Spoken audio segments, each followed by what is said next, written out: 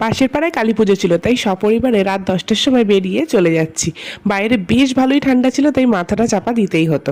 আর গিয়ে দেখছি বাইরের সামনে ডেকোরেশনটা মারাত্মক সুন্দর ছিল, ভীষণ সুন্দর আলো দিয়ে সুসজ্জিত ছিল এবং সুন্দর মা কালীর গানও বাজছিল।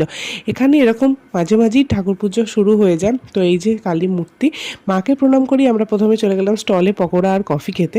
একটুখানি পকোড়া আর কফি খেয়ে নিয়ে আমরা চলে যাচ্ছি একেবারে ডিনার করতে।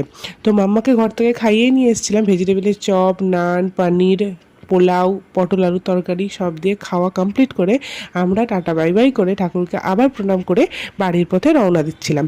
আসার সময় মাম্মা একটু নেচেও নিচ্ছিল। তো আমরা দেখছিলাম ফেরার সময় যে পাশের পাড়ায় আবার হরিনাম বসেছে। এখানে এখন হরিনাম চলতেই থাকবে, আমাদেরও বাড়ি হরিনাম শুরু হবে কদিন পরে। তো হরিনাম তলাটা ঘুরে এবার আমাদের বাড়ি ফেরার পালা। কেমন লাগলো শর্টসটা জানিও, ভালো লাগলে আমার চ্যানেলটা সাবস্ক্রাইব করে দিও। দেখা হবে পরের শর্টসে, টাটা।